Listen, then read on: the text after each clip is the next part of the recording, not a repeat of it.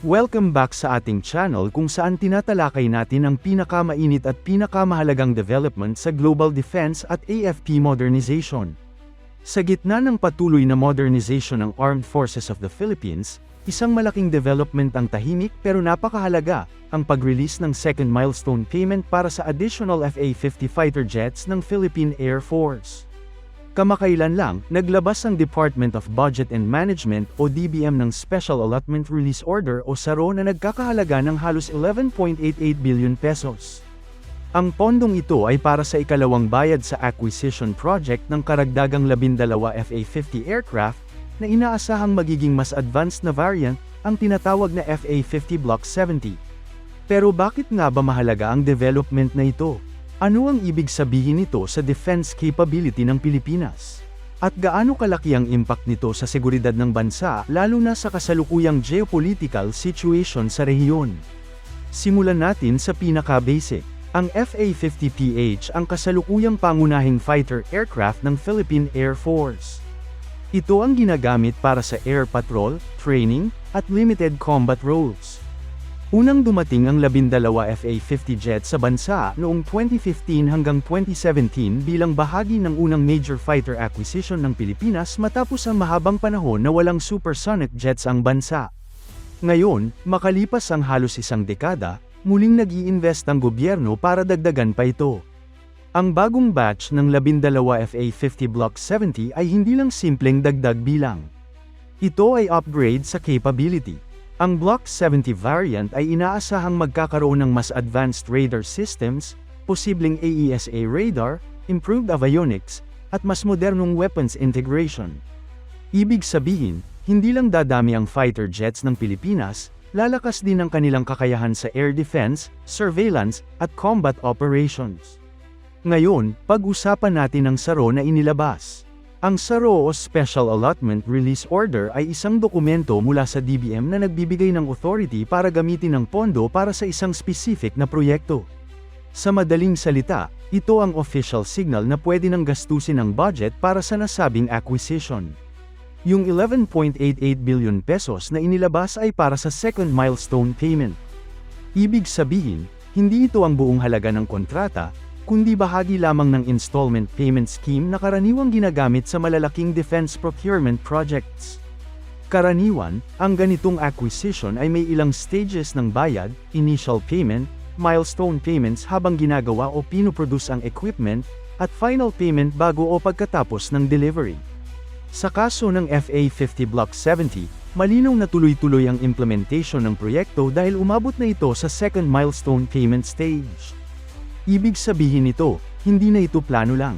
Ongoing na talaga ang production at procurement process. Ayon sa timeline, inaasahan na ang unang batch ng mga bagong FA-50 ay darating sa Pilipinas by fourth quarter ng 2026. Kapag nangyari ito, double ang bilang ng FA-50 fleet ng bansa, from 12 to 24 na aircraft. At sa military perspective, napakalaking bagay nito. Bakit? Dahil sa air defense, hindi lang quality ang mahalaga, kundi quantity din. Kahit gaano ka-advanced ang isang fighter jet, kung iilan lang sila, mahihirapan nitong i-cover ang buong airspace ng bansa. Tandaan natin na ang Pilipinas ay isang archipelagic country na may higit 7,000 islands. Malawak ang area na kailangang bantayan, mula Luzon, Visayas, hanggang Mindanao, pati na ang West Philippine Sea. Sa pagdodoble ng FA-50 fleet, mas magiging flexible ang deployment ng Philippine Air Force. Mas marami ng aircraft ang pwedeng i-assign sa iba't ibang mission, air patrol, quick reaction alert, maritime strike, at training. Bukod pa dito, makakatulong din ito sa pilot training at operational readiness. Isa sa mga challenges ng PAF ay ang limitadong bilang ng aircraft na pwedeng gamitin sa training.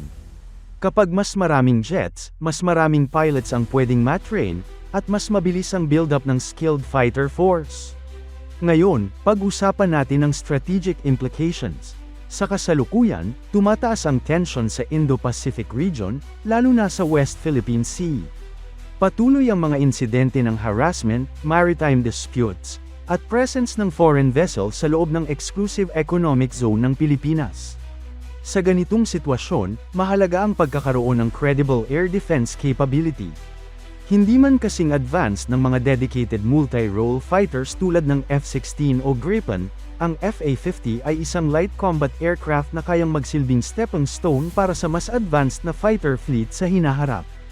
At sa pagdating ng Block 70 variant, lalong tataas ang level ng capability nito. Posibleng magkaroon nito ng beyond visual range missile capability, mas advanced targeting systems, at improved survivability features. Ibig sabihin, mas magiging relevant ito hindi lang sa training kundi pati sa actual combat scenarios. Isa pang mahalagang aspeto ay interoperability.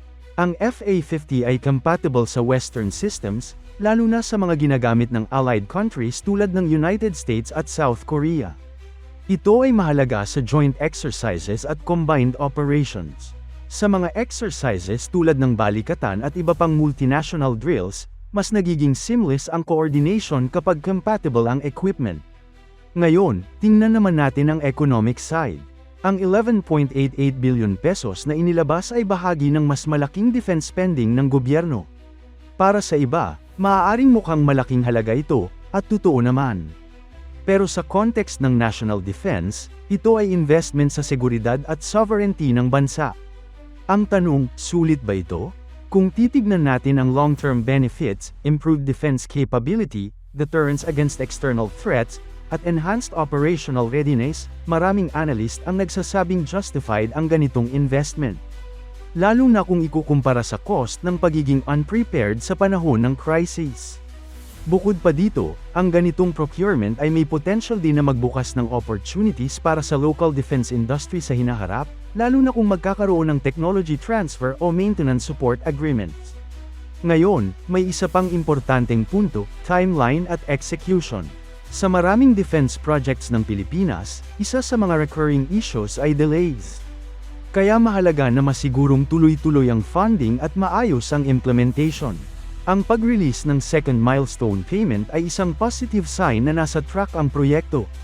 Pero syempre, kailangan pa ring bantayan ang progress, mula production hanggang delivery, at hanggang sa integration ng aircraft sa PAF. Kapag dumating na ang mga bagong FA-50, kailangan pa itong i-integrate sa existing systems, e-train ang pilots at ground crew, at i-deploy sa strategic locations. Hindi natatapos ang proyekto sa delivery, doon pa lang nagsisimula ang tunay na operational phase. Sa kabuuan, ang pag-release ng 11.88 billion pesos para sa second milestone payment ng additional FA-50 aircraft ay isang malaking hakbang sa modernization ng Philippine Air Force. Ipinapakita nito na seryoso ang gobyerno sa pagpapalakas ng air defense capability ng bansa. At para sa Pilipinas, na matagal nang may kakulangan sa modern fighter aircraft, ang ganitong development ay hindi lang upgrade, kundi isang transformation. Habang papalapit ang 2026 delivery timeline, mas magiging malinaw kung paano magbabago ang air power ng bansa. Ang tanong na lang ngayon, ito na ba ang simula ng mas malawak pang fighter acquisition program? Susunod na ba ang mas advanced multi-role fighters? At handa na ba ang Pilipinas na mag-transition mula sa basic air defense papunta sa full-spectrum air capability? Abangan natin ang mga susunod na developments. Dahil sa larangan ng national defense, bawat hakbang, lalo na ang mga ganitong kalaking investment, ay may malaking epekto sa kinabukasan ng bansa.